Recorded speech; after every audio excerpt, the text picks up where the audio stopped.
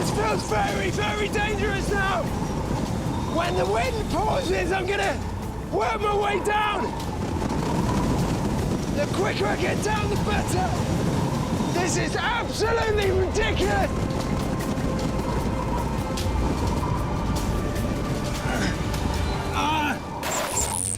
Man has always battled nature in a bid to conquer it.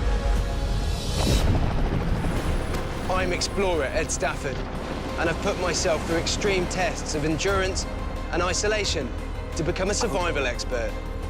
But surviving on my own, in the middle of nowhere, with just a camera, has become well within my comfort zone. That was easy. I want to evolve, to take things a step further and find out What I'm really made of. So I've decided to go up against the world's toughest survivalists. Good luck, Ed. You'll need it. If you're not ready, you'll get taken out.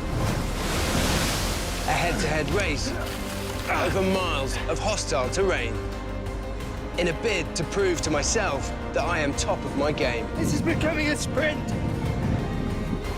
It's not about beating my chest. It's about taking my skill set to the next level in the most authentic, realistic survival challenge possible.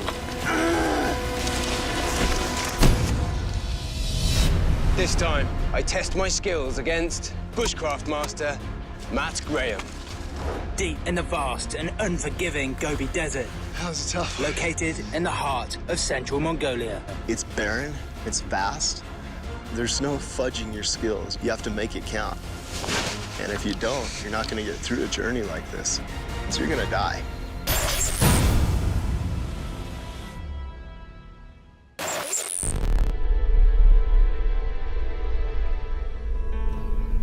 I think I'm up against probably one of the strongest competitors so far. I know that Matt's skill level is really high, so I'm going to have to massively up my game in order to compete with him. Matt Graham, how are you? Pleasure to meet you. And you, and you. Nice vest, mate. Didn't knit it yourself. I did, yeah, you like that work? Matt's a bushcraft expert. He looks the part. He's dressed head to toe in sort of very authentic bushcraft clothes. He's an ultra-marathon runner, and in the Gobi Desert, clearly the scale of everything is fairly ultra. I enjoy the running because it's just a good way to see the land and cover some miles. With Ed, he just throws himself in the lion's den and goes for it. My approach maybe is a little bit different. Even though I'm a runner, and with the hunter-gatherer and the survival stuff, I'm very methodical. Cool, man. Yeah. Let's go.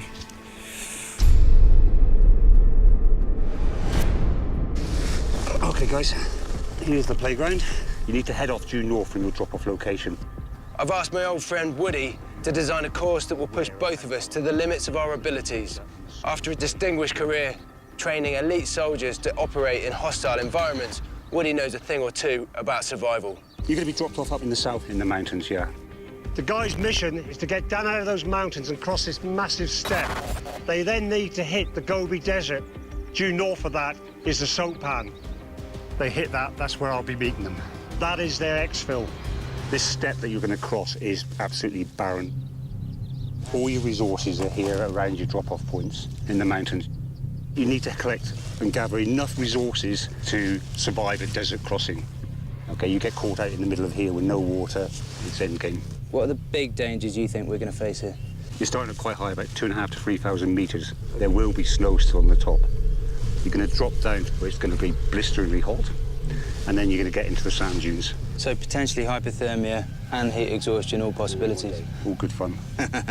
This area has everything that Mongolia has to offer in terms of wildlife. You're going to get ibex, you're going to get Bactrian camels, there are wolves out there. Is this what you do every week? Yes, it's my day job. The guys will be travelling 100 kilometres with nothing but a knife and the clothes on their backs. We've got vast distances, unrelenting environment, unpredictable weather. That all said, given the guys' skill sets, I am expecting them to do it within a week. What sort of distances do you run? Sometimes just 65 miles a day. So why did you do that? So you gotta screw loose. If there's a chink to Matt's armour, it may be that he is too laid back, that he's got too much of a sort of Californian outlook on life. And I'm ex-military, I'm British Army, and I'm efficient. Matt, you'll be going east into your valley. Ed, you'll be going west out into your valley. Right, I'm going. And going up against one of the fittest and best survival gurus in the world, and to boot a long-distance runner Ed is most definitely the underdog. Okay, I just want to make as much distance as I can.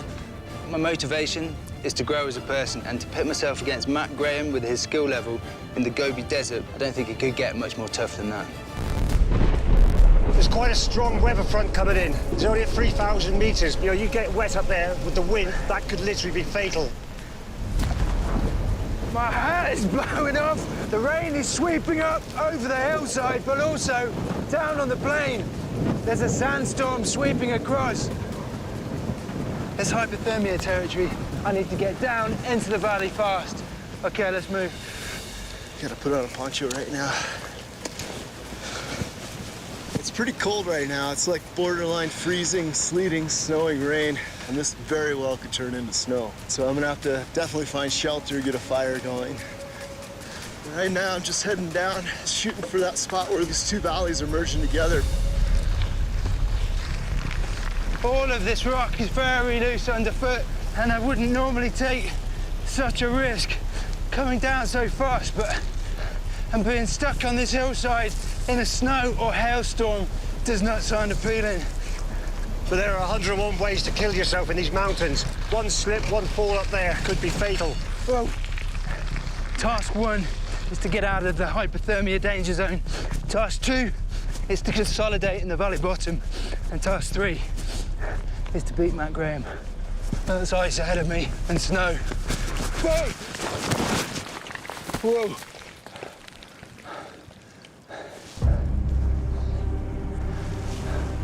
That was close. Okay, I need to find another way down. I'm down to the valley bottom now. My risk of hypothermia goes down now. Both Matt and Ed really need to be thinking about their survival priority once you get into the Gobi Desert. There is nothing. So my game plan on this would be consolidating and getting my stuff together before I left the sort of security of the mountains. Finally, in the valley. This is nice. I'm seeing fresh water. And I feel like even though this is a race, it actually makes sense to stop. The weather's still coming in. It could get worse. Take a little bit of time and do a little bit of a shelter here.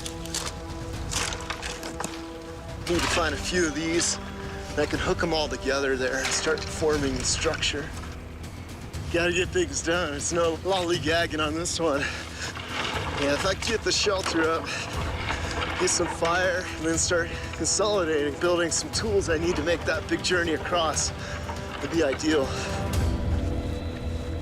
Now that I'm out of the danger zone from hypothermia, what I am going to do is just set a couple of traps, see if I can start acquiring those resources that I need in order to push out across the steppe and into the sand dunes. I'm just looking up above me and there's a bird of prey. And it's made me realise the animals, they're going to be up there. I need to be where the marmot holes are, where the ground squirrels are. So I need to go on a little scout.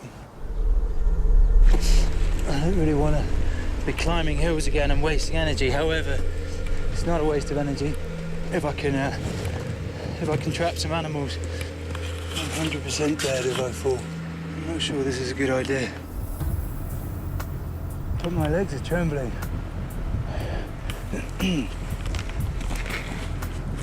calm down, Ed. Calm down. Take this nice and steady, mate.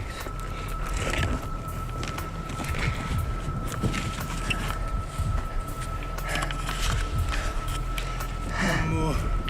Push. And I'm out. I'm way above the valley floor below me now. All of this territory is definitely marmot territory, ground squirrel territory. I think I'm gonna do like a little bit of a conical shelter here just to make sure I'm out of any heavy rain that could come down. This rain is actually more dangerous because it could just make everything wet, including me, and then it could freeze and start to snow, and that's even worse. But all these have got to lock in together.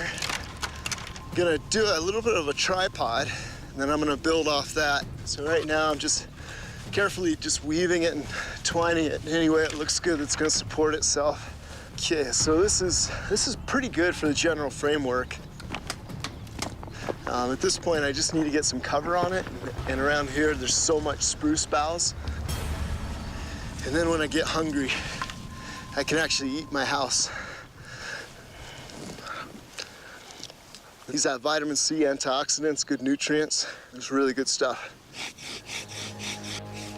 Sometimes a big mistake in survival is just to go a little bit reckless, but stopping here, really making sure I've got the key elements dialed in before I tackle the flats, which really is fire, water, shelter, food. If I can keep taking care of those while I'm traveling across, survival's easy. That is a proper little cave. That will provide an animal a proper cover for the night. I'm gonna set my first snare here. There's willow everywhere. Willow have nice, sinuous roots. I'm just gonna dig up some roots, make some basic snares. Okay. All I'm doing is an overhand knot and then putting the root back through the knot. And I've got a noose. What I'm going to do first is make a little wall. Then in the middle, I'm going to put my snare. The only entrance now is through that hole. If this race was 4 or 5 days, I could probably just run through it and forage. But we don't know how long it is. I think getting a hunting tool right now is imperative. I'm going to actually make that little dart. It's going to be a world-class primitive hunting tool. We've got records that go back 12,000 plus years, and it was used during the time that woolly mammoths roamed the earth. Basically, I'm trying to make this super long arrow. It's about 6.5, 7 feet long. I'm gonna be able to propel with what's called the atletul, so it's gonna be an extension of my arm. And just the whole art of making the tools and everything adds a layer of connection to the land. Yeah, so today I felt pretty good. I've got a shelter, and I've got a fire, and I've got hunting tools started. I don't know where Ed's at right now, but I got a good head start. So, yeah, we'll see what tomorrow offers. I do not want to fall. I'm in the mouth of the cave. I'm hungry, I have to admit. And I certainly feel shattered now. I've only got a couple of days at the beginning of this challenge in order to reap the benefits of this bountiful valley. Therefore, there is no option. Tomorrow, I have to go full predator, or we're going to kill some animals and eat some food.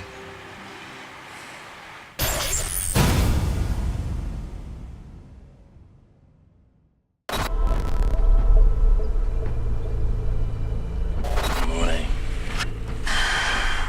That was cold. That was properly cold. Let's go and get some animals to eat. Oh. Okay, I've come back to the snare, and I'm afraid nothing has been caught. Today's strategy is to go full predator, catch as many animals as I can, harvest as much forageable food as I can.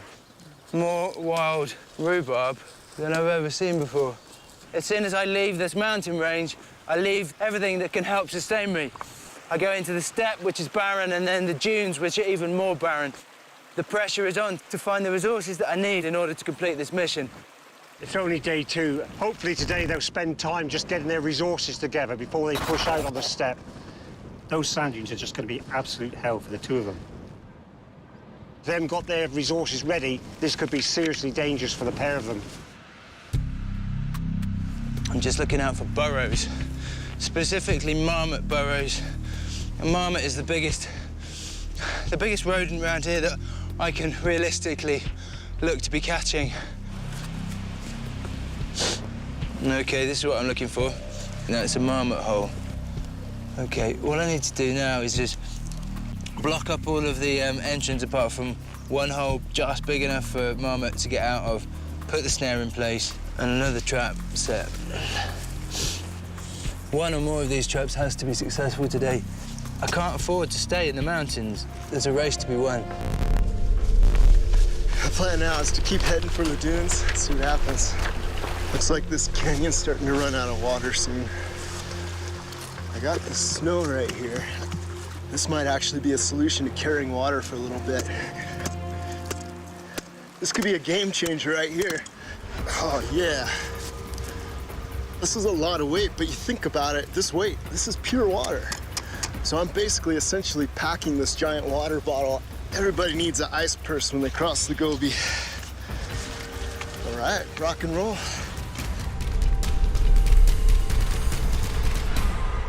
And I'd like to get a view of the route before I open up into the flats. It looks like right up through here, I can get a perch up on that knoll there.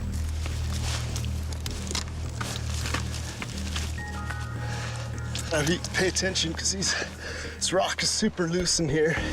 Try to keep all my hands equalized. Yeah, it's a little loose up here. Gotta watch the footing for sure.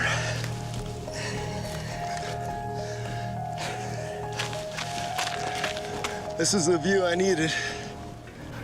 That's some big land out there. Makes it more daunting to actually see the route. I think the best thing to do right now is I have a block of ice, so I've got water. Just make a bolt for it and keep going until that water runs out.